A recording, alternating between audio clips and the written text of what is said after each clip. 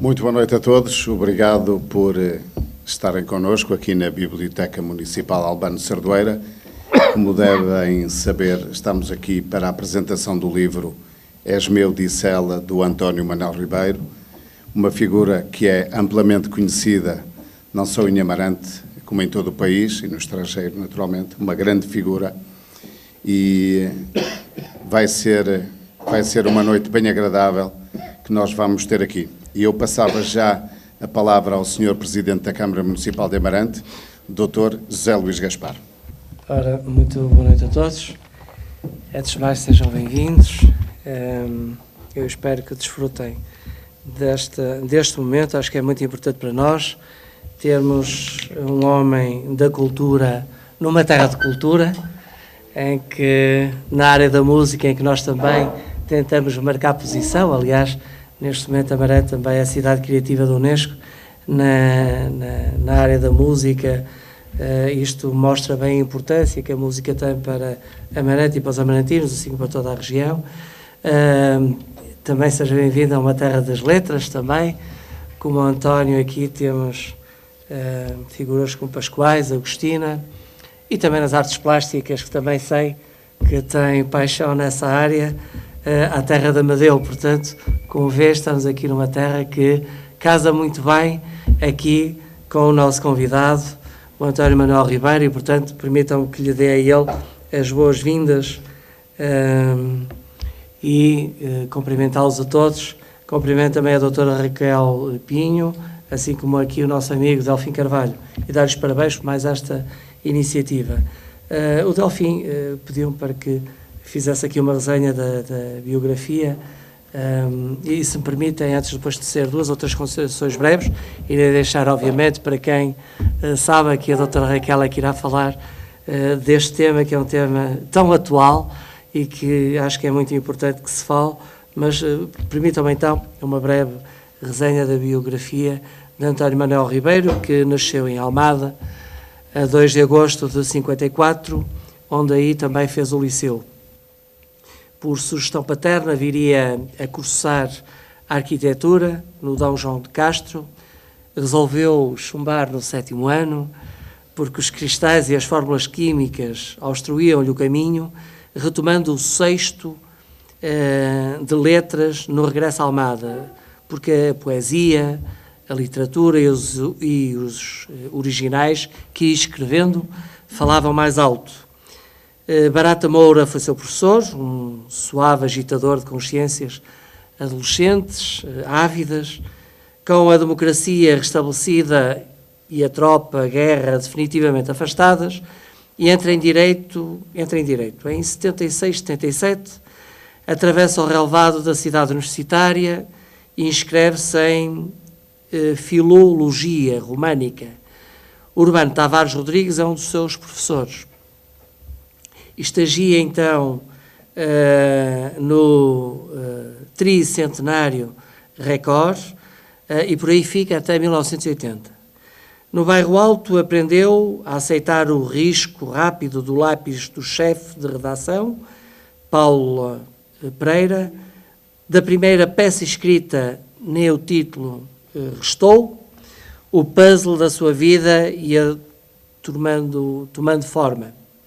Obriga-se a trabalhar na Câmara de Almada para sustentar o primeiro filho e depois o segundo. Vacila nos estudos. A música ajudou, tomando o centro da sua vida. As guitarras, os primeiros grupos, os equívocos de um país em construção alimentam uma tenacidade e um propósito que vencerá toda a adversidade. Os UHF, formados em 1978, partem para a corrida da música pop-rock deste país com os seus cavalos e não mais vão parar. Entretanto, já se passaram 40 anos do seu nascimento. Envolvidos no esforço diário, ignoram que estão a fundar o mais importante movimento de renovação da música portuguesa pós-abril de 74. Nada ficará como dantes, erguendo-se uma indústria, porque o rock vingou e se tornou português. É por esta altura que se decide rasgar os primeiros 2 romances que escrevera no fim da adolescência, por serem demasiados premonitórios, dirá. Ao longo dos anos manteve a escrita de crónicas para jornais e rádios, ajudou a fundar 2 rádios piratas, onde assumiu programas de autor. A rádio é uma paixão. É autor de textos que vão da música ao futebol, dispersos por vários livros. Na sua bibliografia constam livros como Todas as Faces de um Rosto, Poesia 2002, Se o Amor Fosse Azul, Que Faríamos Nós da Noite, Poesia 2003, Cavalos de Corrida, A Poética dos UHF, Antologia de 2005, O Momento a Seguir, Poesia 2006, e agora com este livro, És Meu, Disse Ela. E antes de passar a palavra, aliás, permitam-me só 2 considerações. Primeiro, enaltecer a coragem.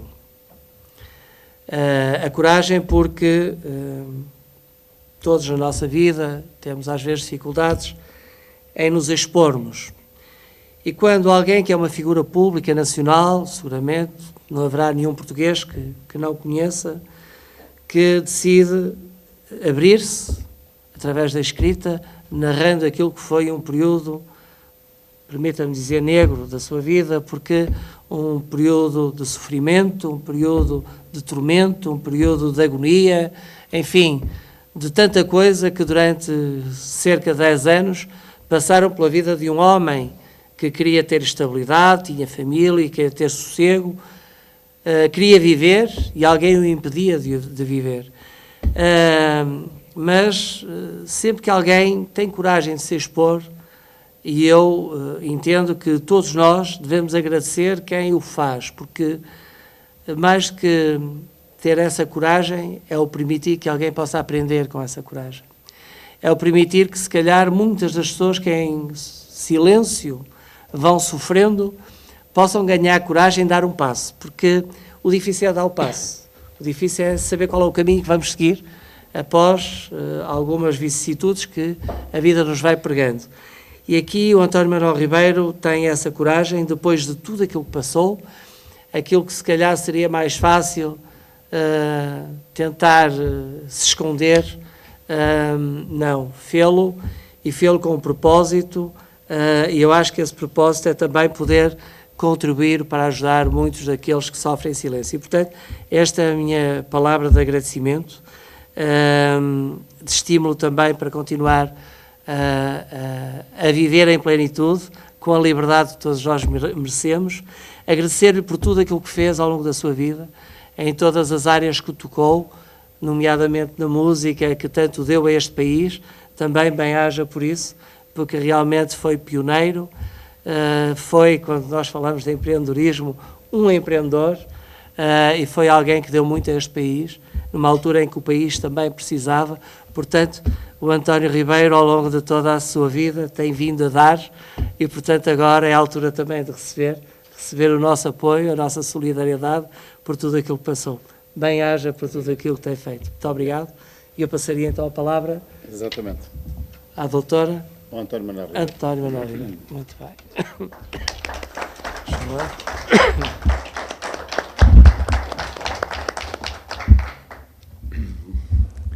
Boa noite. Quero agradecer ao Sr. Presidente da Câmara de Amarante, Dr. José Luís Gaspar, as palavras e o encómio da sua descrição de uma parcela importante da minha vida.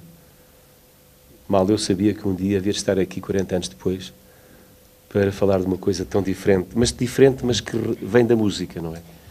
Porque se eu fosse, aliás, hei de falar sobre isso, se eu fosse mais um entre todos, se calhar isto não tinha acontecido, não é? Quero agradecer ao meu amigo, ao querido amigo Delfim Carvalho, um agitador de consciências que um dia conheci por estas terras do Norte, o convite para uma tertúlia na melhor tradição cultural portuguesa. À doutora Teresa Raquel Pinho, psicóloga de profissão e curadora dos males, que sobrevoam o tempo presente, o meu obrigado por trazer ciência à discussão. A todos os presentes, um abraço fraterno.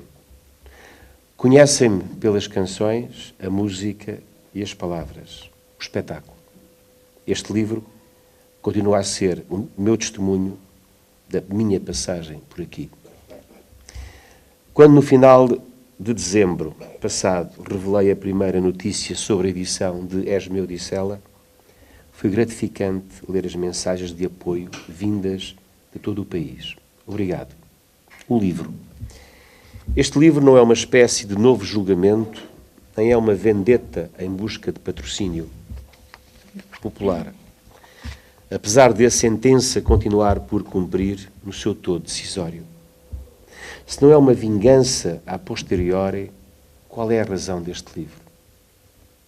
És Meu Dissela é o relato das situações porque fui obrigado a passar ao longo de quase uma década, é a revelação do enredo psicológico e dos meios utilizados pela agressora, desvenda alguns pormenores dolorosos com os quais tive de viver e que não foram julgados. É um manual de sobrevivência sem executar um disparate. Tem, por tudo o que elenquei, um valor pedagógico complementar. Para não ser maçudo, foi escrito no ritmo de uma novela, mas não é ficção. Apesar do livro estar fisicamente pronto desde julho do ano passado, sujeito, entretanto, a retoques de autor capazes de enervar os santos da editora Guerra e Paz, não és só tu, a fazer correções.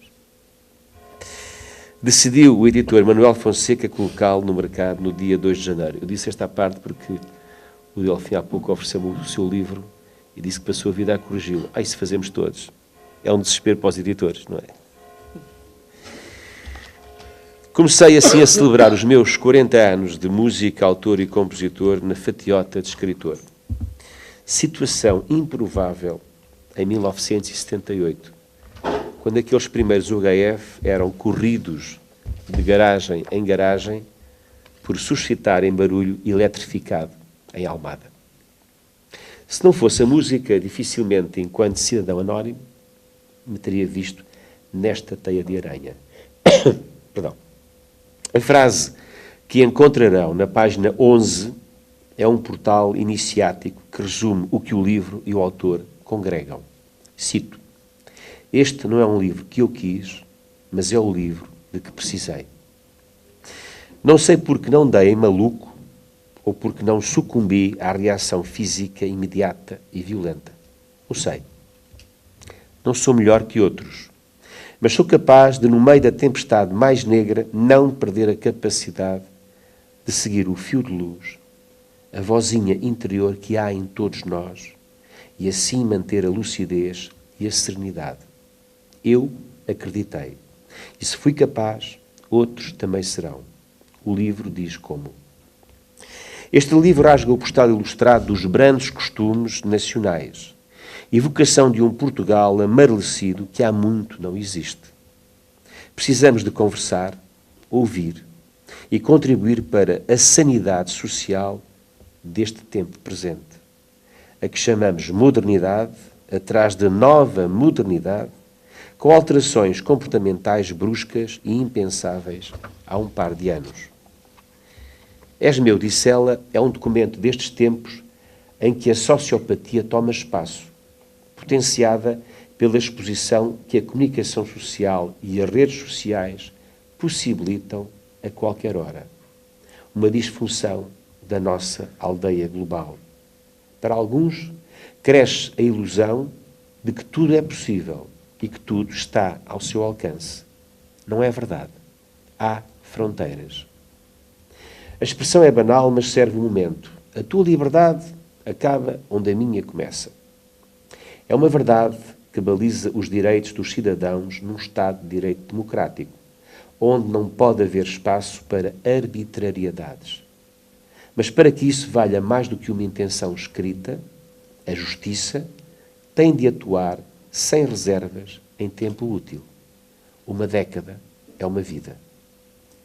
Defende que ainda não foi feita justiça e nem sei se algum dia será concretizada. Porquê? Porque uma parte da sentença está por cumprir, a parte que respeita aos valores pecuniários devidos. Para que isso aconteça, é preciso iniciar uma posterior ação executiva, ou seja, dar mais tempo ao abusador para diluir os seus bens. E foi o que aconteceu. Perdão. Uma mulher que dizia viver em Oeiras, numa suíte virada para o oceano, e tinha bens para comprar 1 ou 2 castelos na Toscana, Itália, como poderão ler no livro, que trocou 3 vezes de carro durante o processo, 2 vezes de advogado e tirou um curso de Direito, está agora na indigência. Pediu apoio judiciário e o mesmo foi-lhe concedido. Perdão. O formalismo funcionou e a máquina cega da burocracia do Estado não aprofundou a validade do pedido, uma ajuda que os nossos impostos pagam. Acrescento que viveu à porta da minha casa por dias, meses e anos seguidos, e em perseguição até ao café, ao restaurante, ao banco, aos correios e por diversas terras de Portugal, algumas muito distantes de Lisboa, onde toquei com o HF.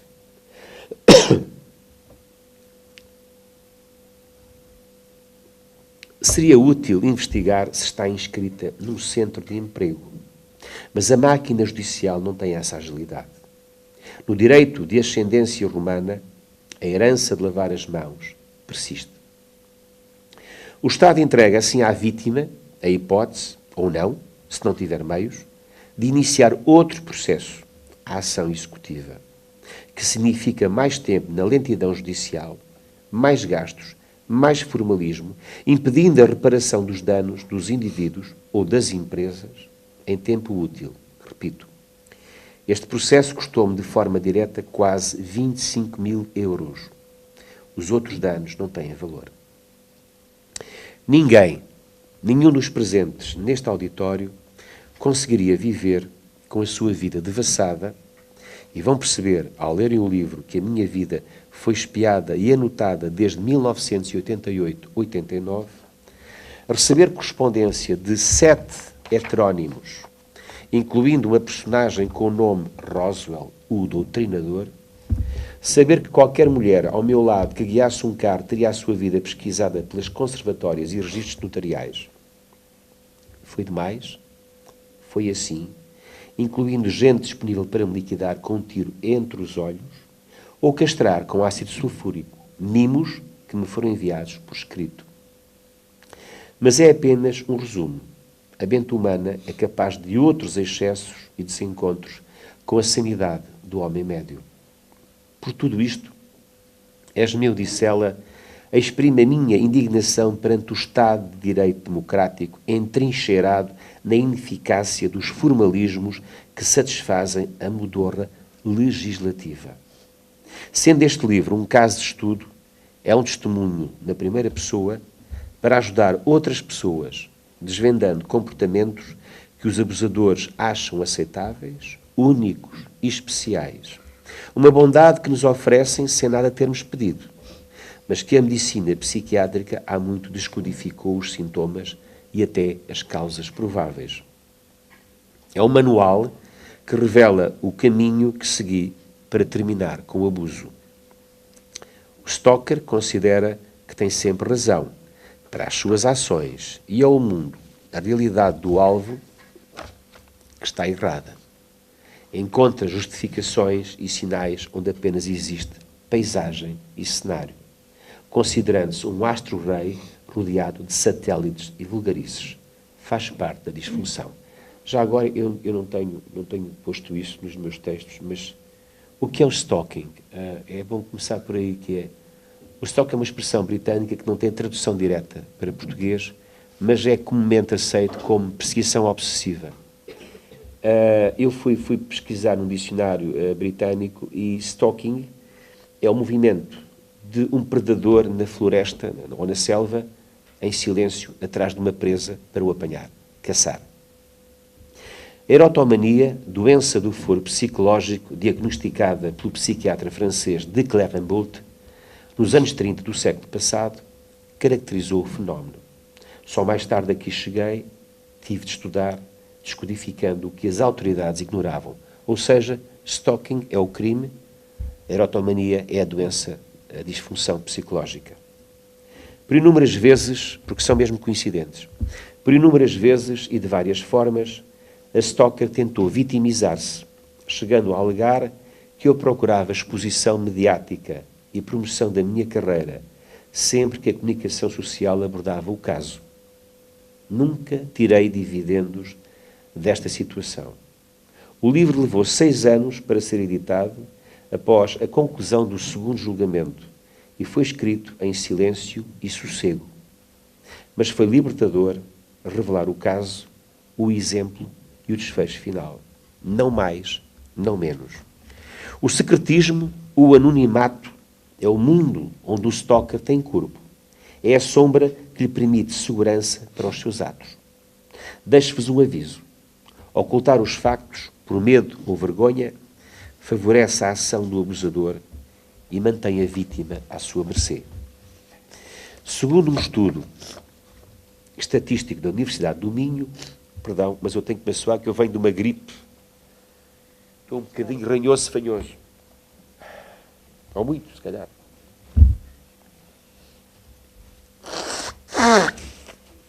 Ai, perdão. Segundo um estudo estatístico da Universidade do Minho, cerca de 21% da população portuguesa já sofreu perseguição abusiva. Não é amor, nem é paixão sadia. É a tentativa de submissão que começa estranhamente na adolescência. Nem todos poderão chegar aos meios de comunicação como eu cheguei. Ou quando chegam, são anónimos que engrossam a lista das vítimas de crimes de sangue. Que ninguém se deixe iludir. O amor é a vontade de dois, quando os dois o determinam. É beleza, é desejo mútuo e nunca um golpe de posse, uma aquisição. Em setembro de 2015, no final da anterior legislatura, foi aprovada uma lei autónoma para este tipo de crimes. Uma lei anémica, afirmo, mas finalmente uma lei, coincidindo com a exposição deste caso na comunicação social. Se a justiça não acompanha o desenvolvimento da sociedade e as suas disfunções, não passa de um chapéu de sol conveniente e formal. A condenação deste caso constituiu jurisprudência no edifício legal português e isso fez e faz toda a diferença. Há um exemplo que os senhores advogados, magistrados e juízes podem agora consultar e que este livro alonga para o entendimento cabal dos cidadãos. Ao lerem Esme Odissela, irão descobrir que é preciso disciplina, convicções. Foi valiosa a educação que os meus pais me deram. E lucidez para resistir à agressão sem uma resposta violenta. É o equilíbrio e a harmonia que sossegam a minha consciência e nunca o ódio e o desespero. Quando finalmente o manuscrito ficou entregue à editora, o exorcismo chegara ao fim. Acredito que a falsa modéstia é outra forma de vaidade, igualmente abstrusa. Contudo, este livro já ultrapassa o seu autor. Deu-me muito trabalho, é certo. Eu sou essencialmente músico e compositor, mas era impensável há uns meses o rumo dos acontecimentos que estavam para nascer. Um filme vai ser feito por vontade do cineasta Jorge Paixão da Costa. O assunto vive na atualidade. Este ano já fui orador na Universidade Católica de Braga, na Universidade Lusófona de Lisboa, na Universidade Sorbonne de Paris, onde há 50 anos o maio de 68 nasceu, e na Faculdade de Medicina da Universidade de Lisboa. Em resumo, vos digo, esta matéria preocupa. Temos de ter consciência da sua presença. Sem esquecer os convites que continuo a receber para feiras do livro, bibliotecas e auditórios municipais de todo o país. À digressão do ZUGF juntei esta outra mais próxima e pessoal. A cultura, que nasce da curiosidade e resulta em conhecimento, é feita de migalhas. Eu sou a formiga. Antes de mais, agradeço o convite, agradeço ao António por me provocar para vir até aqui, porque de facto a minha área não é esta. Eu trabalho com inteligência emocional, com crianças, pais e professores. Mas por algum motivo estou aqui e se calhar é porque sou, como vocês, uma pessoa interessada, e também por aí acho que é muito importante louvar, porque nestas iniciativas não há qualquer impacto se não tivermos quem esteja aqui a ouvir-nos. E a palavra tem que passar assim. E a mudança surge quando nós estamos com a disponibilidade para ouvir e depois levar para o nosso meio pessoal aquilo que aqui muitas vezes é um despertador de consciências.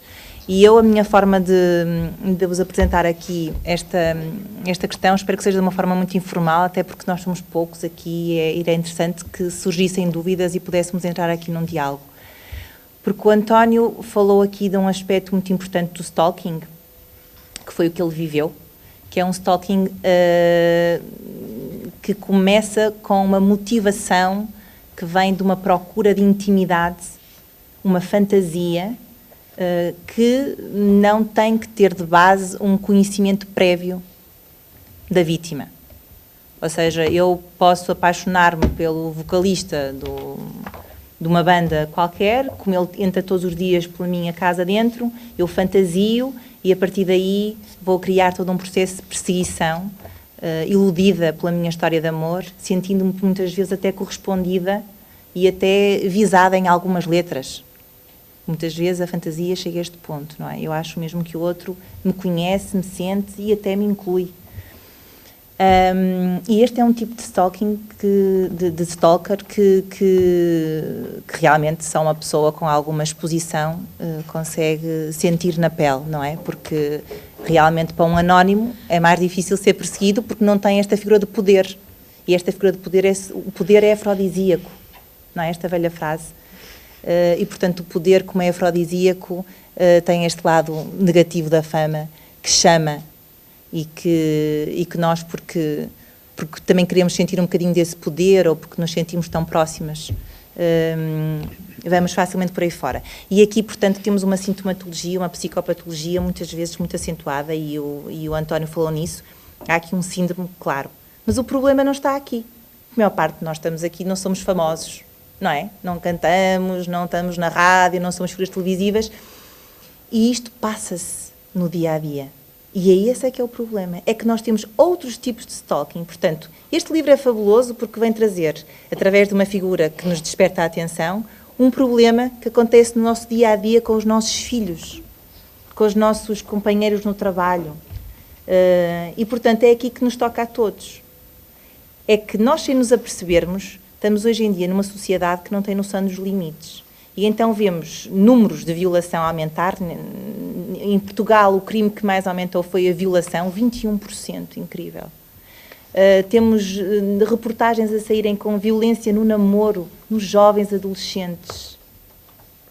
Ou seja, temos miúdos novinhos que não têm noção da fronteira entre o que é saudável na minha relação com o outro, o que é a invasão da privacidade. Portanto, vasculha-se o telemóvel, sabe-se tudo o que é publicado, há uma total diluição de fronteiras. E o stalking também está aqui. Portanto, aqui também existe esta perseguição, muitas vezes porquê? Porque sou rejeitado, estou numa relação, que é o que acontece, a maior parte dos stalkers vem previamente de uma relação.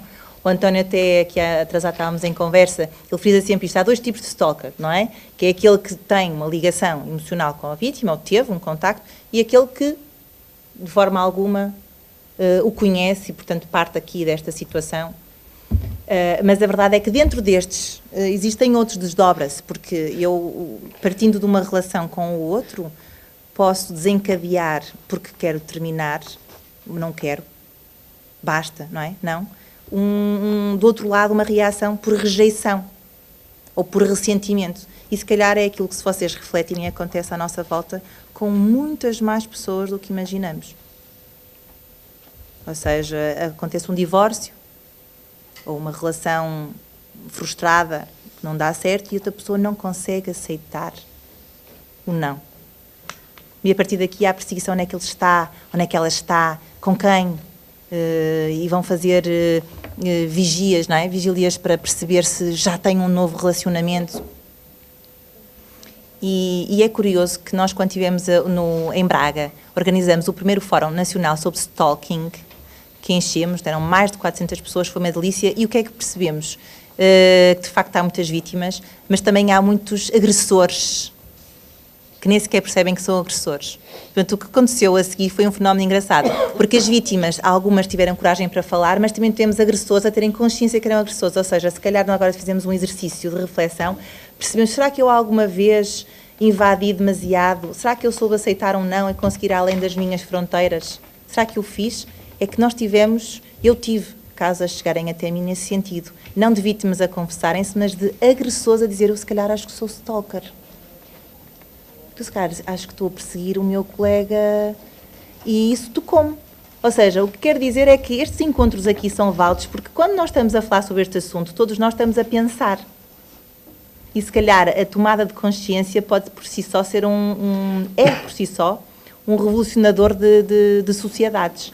É o todo que modifica quando o indivíduo ganha esta consciência de si e começa a atuar de uma forma que pode realmente até contribuir para que as denúncias sejam feitas, porque eu dou ouvido ao meu colega, porque eu de facto passo a ter noção que o que está a acontecer com o meu colega é válido, é um crime e posso ajudar a denunciar. Portanto, a importância de quem está aqui neste momento é enorme, porque sairmos daqui com uma... E aqui vou puxar a brasa à minha sardinha, que acho que neste contexto também que estou aqui. A noção da importância de trabalharmos competências sociais e emocionais desde muito cedo, para conseguirmos distinguir o que é o meu espaço e o espaço do outro, se calhar estas situações diminuem muito. Porque existem estes casos patológicos graves, não é? De alguém que se apaixona pelo ídolo, mas também existem estes muito banais, de alguém que simplesmente por rejeição, por ressentimento, persegue o outro, por incapacidade de gestão das suas emoções. E, portanto, neste sentido, acho que é importante nós pensarmos o que é mais importante correr atrás, da justiça ou da educação.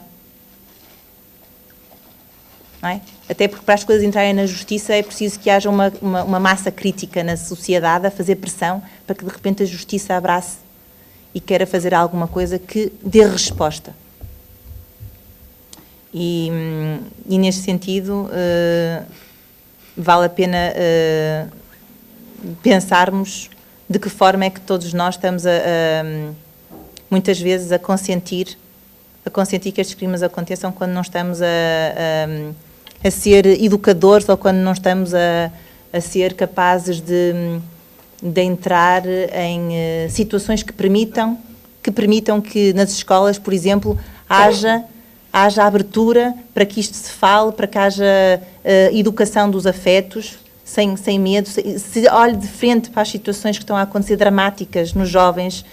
Sexting, vocês já ouviram falar? São tudo coisas problemáticas relacionadas com isto, são tudo primos.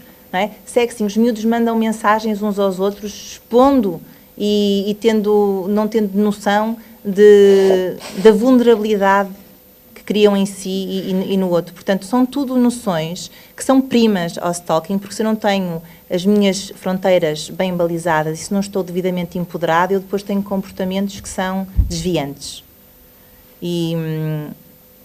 E pronto, e nesse sentido o que eu vos queria dizer é isso, é que de facto não existe este caso que é fantástico para denunciar e para chamar a atenção, mas existem outros tipos. Portanto, existem um stalking que é o ressentido, existe o rejeitado, existe o cortejador inadequado, as pessoas que gostam de cortejar, e nesse sentido até é um stalker que é mais fácil de dissuadir, porque se é capaz de ir atrás deste ou daquele, e depois o objeto em si não é o que realmente interessa, mas é o ato de ser predador, de cortejar.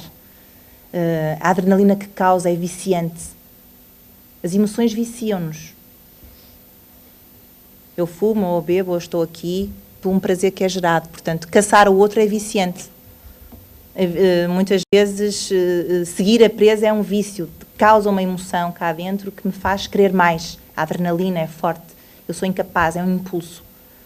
E depois ainda existe, infelizmente, o stalker, que é o predador sexual, que é muito mais raro, e que tem um fim definido, e que de facto as consequências são dramáticas, e não quer dizer que no caso do António não pudessem ser, porque todos nós estamos em risco em qualquer uma das situações, porque o desfecho é sempre imprevisível.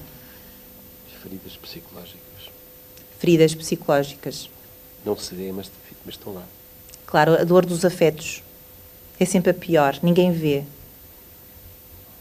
Todos nós carregamos, mas ninguém vê. Pronto, eu não queria entrar, se calhar, não sei se era este o propósito, entrarmos aqui numa definição muito técnica, mas se calhar era tomarmos todos consciência de que temos que nos cuidar, temos que ganhar competências sociais e emocionais, porque nós somos todos potenciais agressores. E se nós nos focarmos muito no que é o agressor e tentar combater o predador, vamos nos desviar daquilo que se calhar pode ser realmente um fator de mudança na sociedade, que é empoderar a vítima. Se todos nós estivermos empoderados, enquanto vítimas, soubemos o que fazer quando acontece uma situação destas, sabemos como reagir, estamos muito mais protegidos, certo? Porque o predador não consegue evitar que eles existam. Quer dizer, consigo. Se emprestarmos na educação, se calhar todos nós, que somos potenciais agressores, acreditem que somos.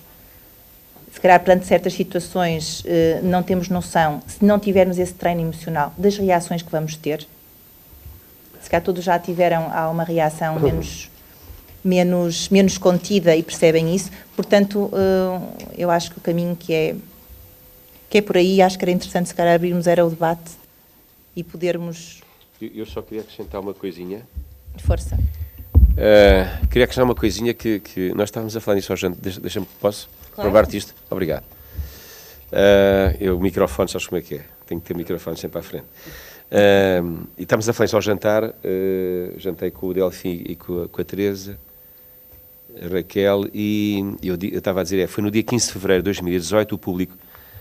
Eu coleciono tudo aquilo, aliás, durante o livro, colecionei, o livro está todo documentado, tem documentação, desde do FBI americano até à psiquiatria brasileira, revista de magistrados portugueses, tudo, este livro é documentado, não é um sopro, tem bases. Tem referências. Tem referências.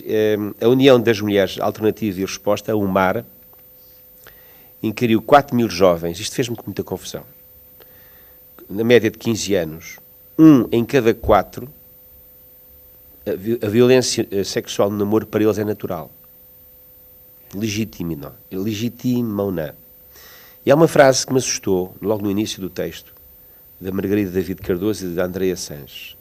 Ele persegue-me porque gosta muito de mim. Isto é tudo. Isto é stalking. E é cultural e é aceite.